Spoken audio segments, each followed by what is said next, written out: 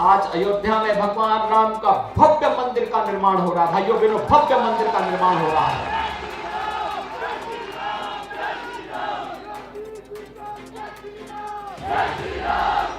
दो 2023 के अंत तक जब अयोध्या में भगवान राम का भव्य मंदिर बनेगा, तो दुनिया का सबसे बड़ा मंदिर होगा भाइयों बहनों, और ये भारत का राष्ट्र मंदिर भी होगा। हर भारतवासी गौरव की अनुभूति कर पाएगा कि अगर किसी कालखंड में विदेशी आक्रांता ने हमारे मानबिंदु और आस्था के केंद्रों को अपवित्र करने का प्रयास किया, तो जब हमारी आस्था को सम्मान देने वाली सरकार आई है, तो हम उसे लेकर के रहेंगे, और अयोध्या में हमने लेकर के हम लोग रहेंगे। आज कार्य अयोध्या में देखने को मिल रहा है। आपने अयोध्या की दीपावली देखी होगी भी? क्या भव्य दीपोत्सव था? क्या कांग्रेस दीपोत्सव करा पाती? क्या कांग्रेस अयोध्या में राम मंदिर का निर्माण करा पाती? क्या कांग्रेस काशी में काशी विश्वनाथ धाम का निर्माण करा पाती? और क्या काशी बाबा केदारनाथ के धाम का पुनरुद्धार करा पाती? या फिर महाकाल का पुनरुद्धार का कार्य? यही तो है आस्था का सम्मान। याद करिए, प्रधानमंत्री मोदी जी ने एक बात कही थी आजादी के अमृत महोत्सव के मुख्य संबोधन में।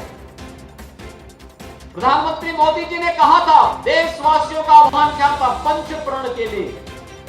ये पंच प्रण है एक विकसित भारत का निर्माण करना, एक विकसित भारत का निर्माण करना। आपने देखा होगा, जब भारत अपनी आजादी का अमृत महोत्सव मना रहा है, जिस भारत पर 200 वर्षों तक ब्रिटेन ने शासन किया था, उस ब्रिटेन को पछाड़ करके भारत दुनिया की 5वीं अर्थव्यवस्था बना। यह है भारत, नया भारत। आज नया भारत दुश्मन को अपनी तरफ टेढ़ी निगाहों से देखने के लिए मौका नहीं देता। आज आपने देखा होगा, कश्मीर में हम लगातार चिल्लाते थे। 1952 में जनसंघ की स्थापना के बाद से लगातार ये नारा चलता था, एक देश में 2 प्रधान 2 निशान और 2 विधान नहीं चलेंगे, नहीं चलेंगे। ये नारा लगता था। यहाँ पर पूर्व मंत्री श्री एच.एस. राणा जी हैं, ये सब जानते होंगे। पहले भारतीय जनसंघ के समय में भारतीय जनता पार्टी के कार्यकर्ता इस नारे को लगाते थे। डॉक्टर श्यामा प्रसाद मुखर्जी भारत की राष्ट्र की एकता के लिए अपने आप को शहीद कर लिए थे। कांग्रेस ने कश्मीर में धारा 370 दी, लेकिन जब मोदी जी के नेतृत्व में भारतीय जनता पार्टी की सरकार बनी, प्रधानमंत्री मोदी जी ने कश्मीर में धारा 370 को सदैव के लिए समाप्त कर दिया है।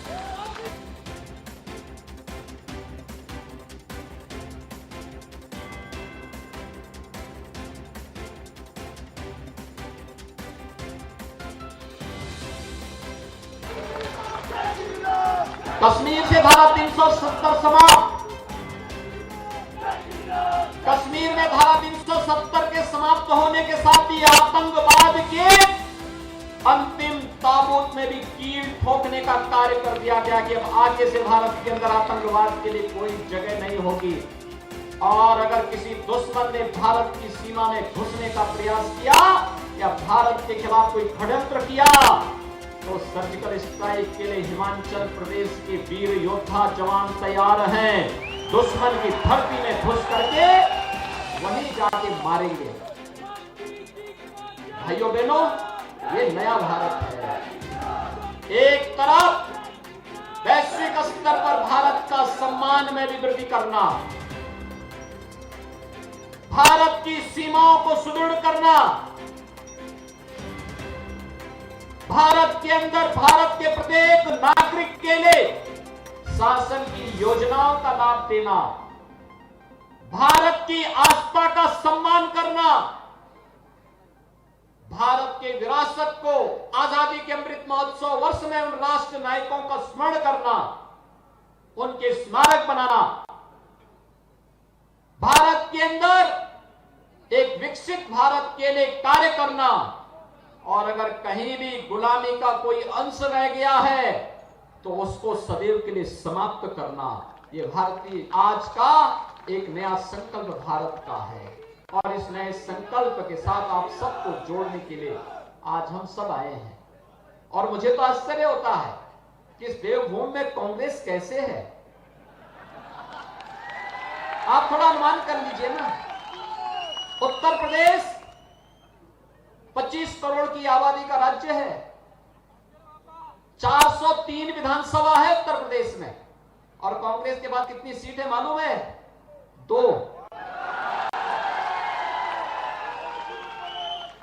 किसी व्यक्ति के राम नाम सत्य है कि अंतिम यात्रा में भी 4 लोग लगते हैं, और यहां तो कोई ढोने वाला भी नहीं है। और भाइयों बहनों, मैं इसीलिए आपसे अपील करने के लिए आया हूं, जो आपकी आस्था को सम्मान न दे सकता हो, जो विकसित भारत के सपने में सहभागी न बन सकता हो, जो सुरक्षा की गारंटी न दे सकता हो, जो नौजवानों के हितों के साथ खिलवाड़ करता हो, बहन बेटियों की सुरक्षा का सम्मान न कर सकता हो, उसको समर्थन देने की कोई आवश्यकता नहीं, कोई आवश्यकता नहीं। भाइयों बहनों, कांग्रेस हमेशा कांग्रेस का हाथ माफियाओं के साथ रहा है, और अब तो उत्तर प्रदेश में सभी आस्था के स्थल एक नई आभा के साथ, नए काया और कलेवर के साथ वैश्विक मानचित्र पर छा रहे हैं। आप याद करिए, काशी में अकेले सावन के महीने में 1 करोड़ श्रद्धालु आए थे, 1 करोड़ श्रद्धालु काशी में।